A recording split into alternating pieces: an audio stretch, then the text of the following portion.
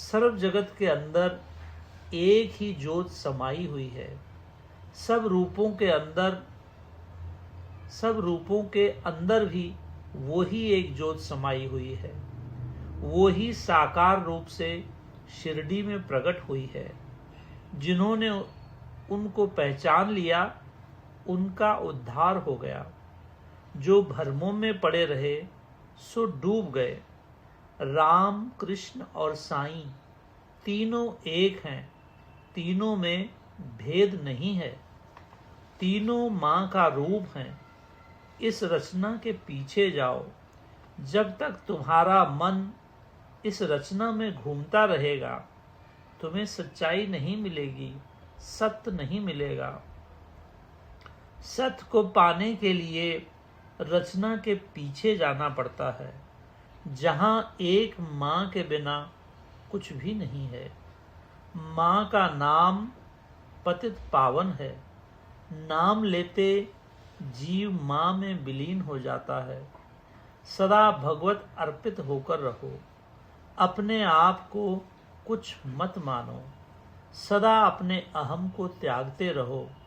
बिगड़ी बन जाएगी।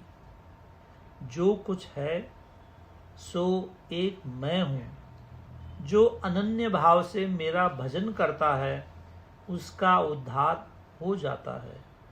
मेरा भजन करने के लिए बहुत चीज़ों की ज़रूरत नहीं है, बहुत सामग्री की ज़रूरत नहीं है। मुझे तुम्हारे 2 आंसू चाहिए, मेरी याद में भरे हुए। उससे उत्तम सामग्री और कुछ नहीं है। मुझे तुम्हारा भाव चाहिए और कुछ नहीं चाहिए।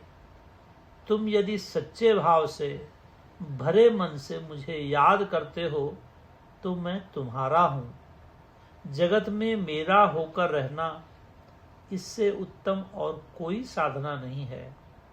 जो मेरा होकर रहता है सो मेरा ही हो जाता है। हरि के जन को आपदा नहीं कर्म आते हैं, परंतु हरि की कृपा का हाथ ऊपर रहता है।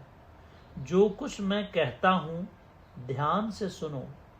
मेरी भक्ति जैसी कोई चीज़ नहीं है, परंतु वो निष्काम होनी चाहिए। मन में यदि सकाम भाव उठ गया तो सब काम बिगड़ जाता है। अपने आप को कर्ता मत मानो। भक्ति भी मेरी ही देन है। मेरी दया के बिना मेरी भक्ति कोई नहीं कर सकता। निष्काम भक्ति मुझे बहुत प्रिय है। निष्काम भक्ति से ही जीव मुझे पाता है। मैं अपने भक्तों का हूँ।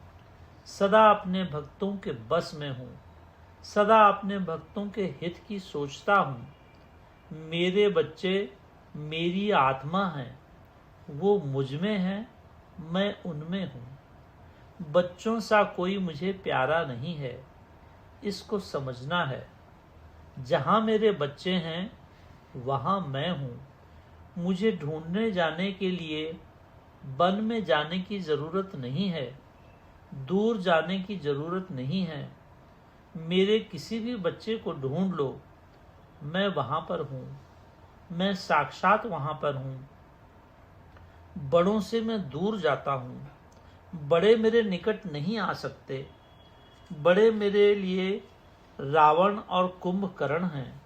बड़ों का अहंकार मिटाने के लिए मैं जगत में आता हूँ।